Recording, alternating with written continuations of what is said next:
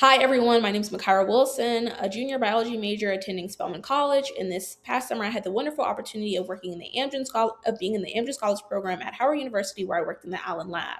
What if I told you that fertility depends not just on cell life, but on how well cells die? Today, I'll show you how the failure to properly clear dying cells disrupts reproductive success.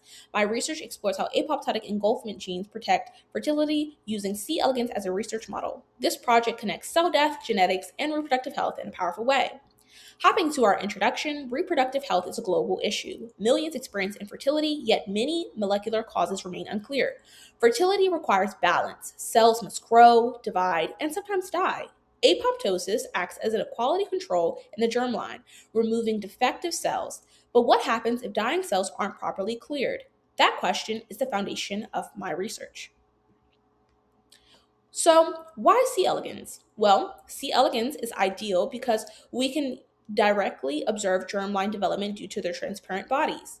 Its apoptotic genes, called said genes, are highly conserved across species. That means what we learn in worms can inform broader biological understanding through translational research to humans. This model allows us to directly test how engulfment mutations impact fertility. Getting into my research question, which was how do apoptotic engulfment mutations affect fertility?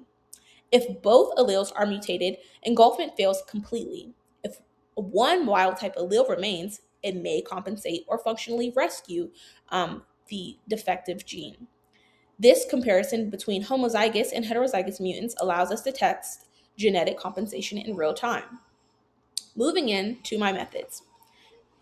All C. elegans strains were maintained by placing 3 to 4 L4 stage worms onto NGM plates seeded with OP50 E. coli, allowing for synchronized and consistent reproductive timing. L4s are kind of in the teenage stage in which they have produced their sperm, however, they have not produced their eggs. And so they haven't fully undergone puberty enough to asexually reproduce. In order to produce our males, we had to generate them using heat shock at 30 degrees Celsius to induce X chromosome non-disjunction within our hermaphrodites. Then, once the non-destruction was completed, these males were crossed with homozygous said mutant hermaphrodites to produce heterozygous offspring carrying one mutant and one wild type allele.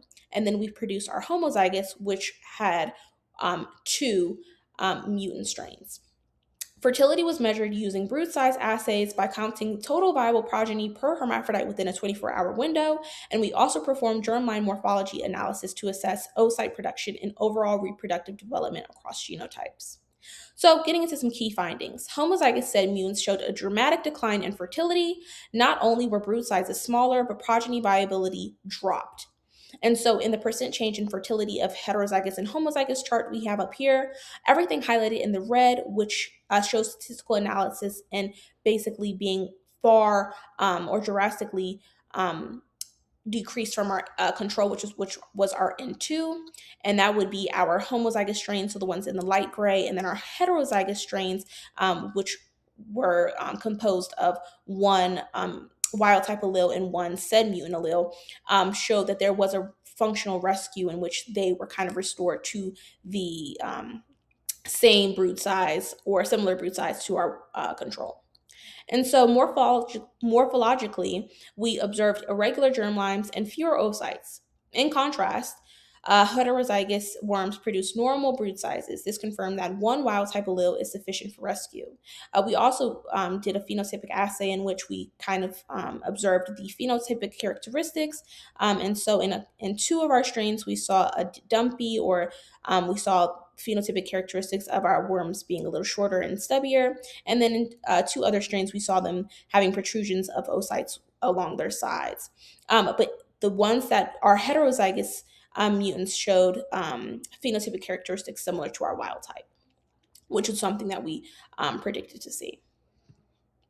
So, what does this mean? These findings show that engulfment is not optional, it is essential. If apoptotic cells accumulate, the germline environment becomes compromised. The rescue in heterozygotes demonstrates genetic compensation. Ultimately, proper cell death safeguards the next generation. And so, broader impact in future directions. This work bridges apoptosis and fertility in a direct, measurable way.